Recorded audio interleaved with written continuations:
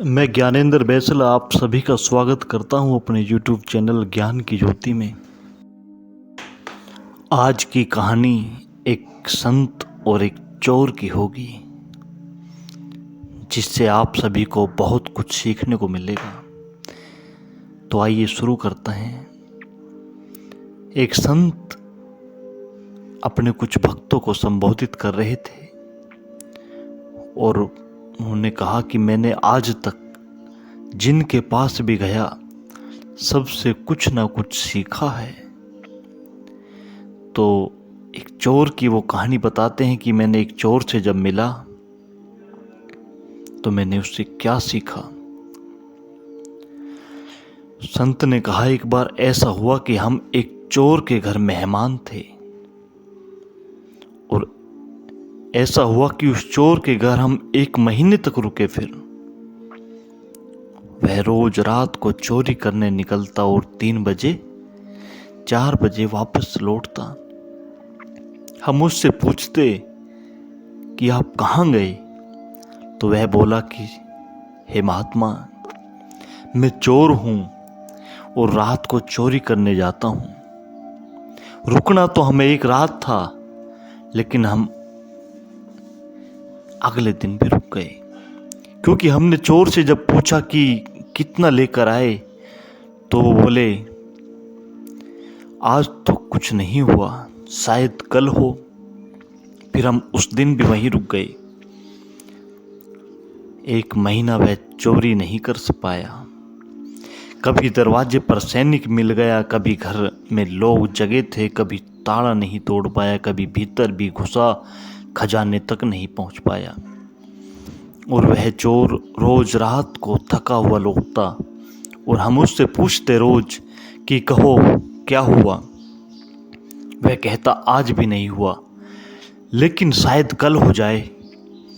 हमने उससे यह सीख लिया, हमने उससे सीख लिया कि जब आज ना हो तो फिक्र मत करना, याद रखना कि कल हो सकता है।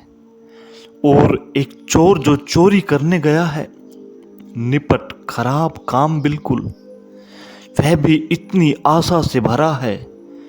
तो उस संत ने कहा कि उन दिनों हम परमात्मा की तलाश में थे, हम परमात्मा की चोरी में लगे थे। हम भी वहां दीवाले खटखटा रहे थे और दरवाजे टटोल रहे थे, कोई रास्ता नहीं मिलता था। हम थक गए थे और निराश हो गए थे और हमने सोचा था कि फिजूल है, सब छोड़ दें। लेकिन उस चोर ने हमको बचा लिया और उसने कहा कि जो आज नहीं हुआ तो शायद कल होगा। और हमने यह सूत्र बना लिया, आज नहीं होगा तो कल होगा। और फिर वह दिन आया कि बात घटित हो गई। वह चोर ने चोरी भी कर ली और हमने भी परमात्मा को पा लिया और हमने चुरा लिया परमात्मा को। उस चोर की उन शब्दों पर बहुत गौर से ध्यान रखना, शायद कल हो। हाँ, हम लायक होते हुए भी अगर आज किसी कार्य को ना कर पाए तो हमें निराश नहीं होना। हमें यही अपने मन में हौसला रखना है कि शायद कल हो। अगर कल भी ना हो तो हिम्मत नहीं हारनी है, बस अगले दिन पर अपना कार्य करते रहना है, हमें छोड़ना नहीं है। जो काम हम करते हैं वो लगातार करते रहना है। तो सवाल यह नहीं है कि आप सद्पुरुष से सीखेंगे, और सवाल यह भी नहीं है कि आप विद्वान से सीखेंगे। सवाल यह है कि सीखने की बुद्धि और समझ होनी चाहिए। तो इस सारे जगत में सद्पुरुष भरे हुए हैं, जहाँ देखोगे वहीं से ज्ञान प्राप्त कर लोगे।